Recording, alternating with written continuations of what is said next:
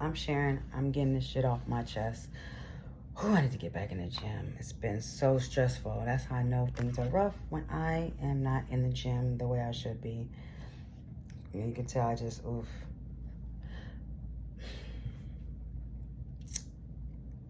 Humans, man, or something else. Especially certain kind of humans.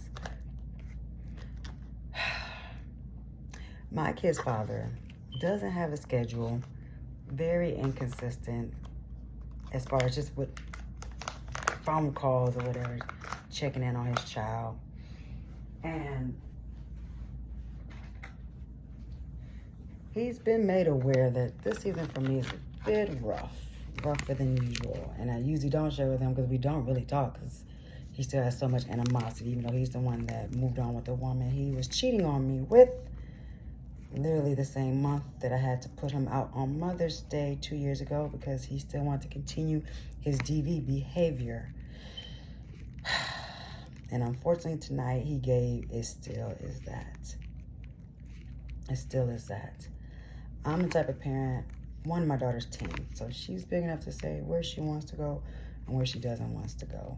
And I just gave you a visit of our past, so that will let you know that's a situation I'm not going to force her to go in anyway. And he's one of those, he don't call her every day. He's not checking on her. She's a very active dancer, really good student. He makes sure he doesn't participate and go to any of her things. But he'll do the obligatory, well, he calls me.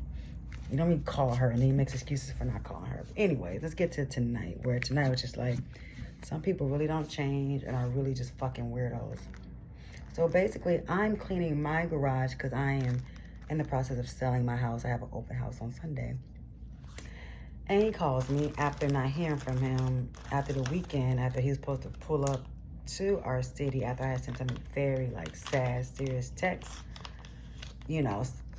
along the lines of nothing I've ever sent him in his 2 years of me keeping our kid 100% of the time. Well, the first year we had a schedule. We didn't make it.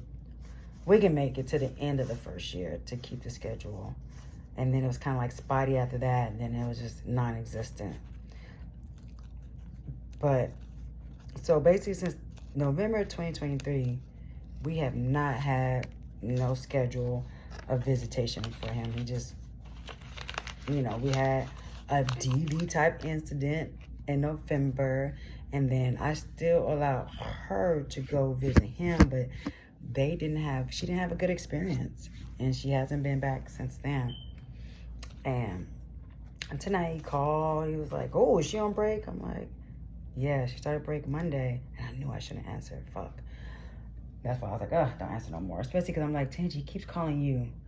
And I was trying to give him the benefit of the doubt, like, you need to call her. You need to call her. But, of course, it's never that. It's always about the woman. So, I'm like, yeah, she's out of school. He's like, what's she doing? I'm like, she's staying home. I gotta go to work. And he's like, well, why didn't you communicate that? Of course, y'all remember, she had 2 performances this weekend, which he intentionally did not go to and was supposed to meet up with us so we can discuss that serious text that I sent. So, of course, after you did that, I'm not thinking about telling you about her break. Not that you've helped on any of her most recent breaks. So, if I told myself you weren't an option. You weren't an option. And also the phone call before that, something weird happened and he just hung up out of nowhere. Never called me back till like a week or so later. That's why when he called today, I was kind of like, what's up? I wasn't expecting to hear from you.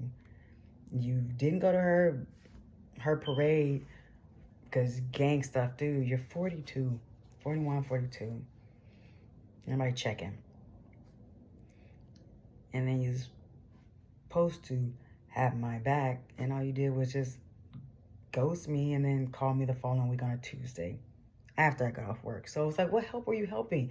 You didn't call me Tuesday morning at 6 a.m. like, hey, what's you doing today? You got coverage? You call me in the evening. And then you suggested that she goes over there for a couple of days. Yeah, I ain't spent no time to get her. Let me see what she's talking about. She immediately reacts poorly. Consistently, until I finally had to tell her, you have to tell him you don't want to go. Because me saying it is going to be taken as what he ended up saying, I'm playing games, even though she told him she didn't want to go. Instead of him calling her and discussing what she sent him, I got called repeatedly. And then you pulled up to my house anyway, bamming on my door. After you did not hear from me, after she told you she didn't want to go because she wasn't comfortable.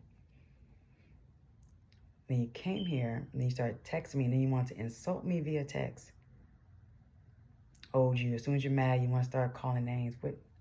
What's the name calling for if it's about your daughter? Saying I'm not going to sell the house. Well, if I don't sell the house, that negatively impacts your daughter. So why would you want something bad to happen to me so it can happen to her? No, because that's you. Because again, you're not somebody that calls your kid every day. We went all the way to San Diego and back, and you did not check to make sure she got home. You didn't call her. You didn't call me, because you ain't been calling me lately. I'm tired of your shit.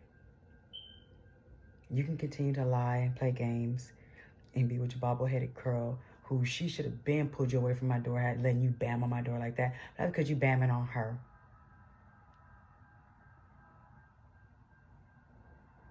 So she afraid of you.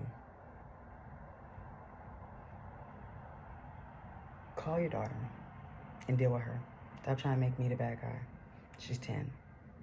She has the right to say where she wants to go and not want to go, especially if she's been made to feel uncomfortable. And tonight what you did only proved her right. Proved me wrong, but proved her right.